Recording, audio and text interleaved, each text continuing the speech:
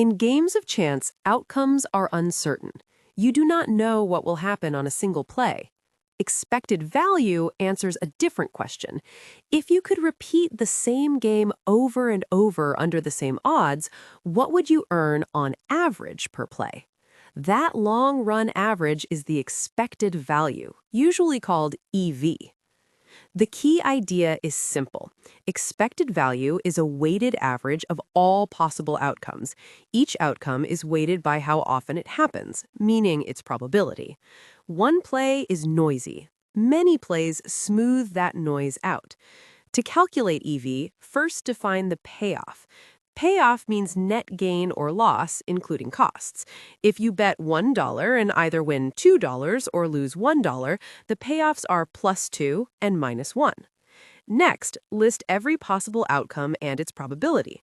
Then multiply each payoff by its probability and add the results.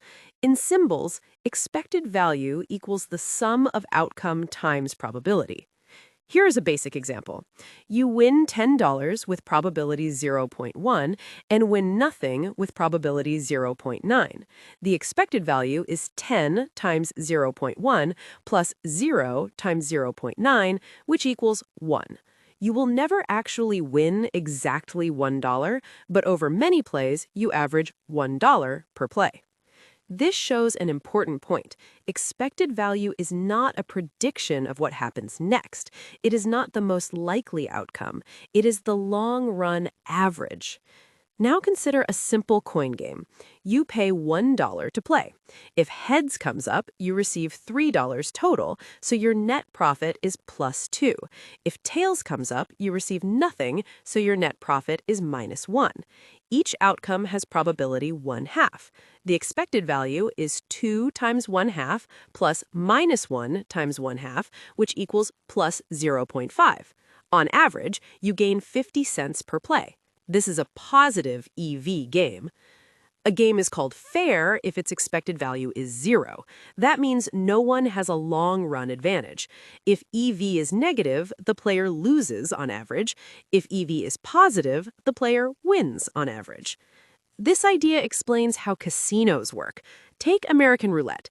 There are 38 numbers. A bet on one number wins with probability 1/38 and pays 35 to 1 profit.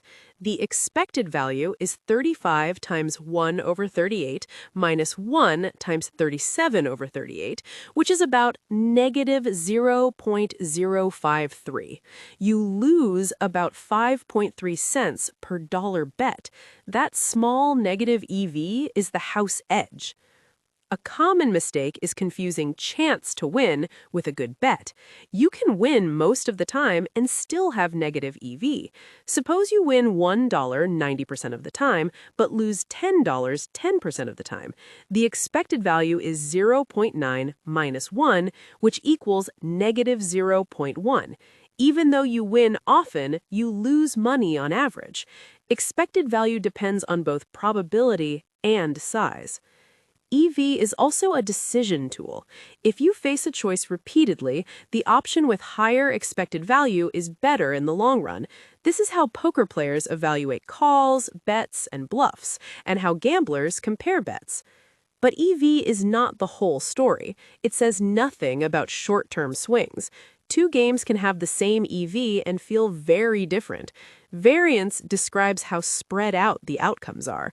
With limited money, even a positive EV game can lead to ruin before the long run shows up. So the takeaway is this. Expected value is the probability-weighted average payoff. It tells you who wins on average if the same situation is repeated many times.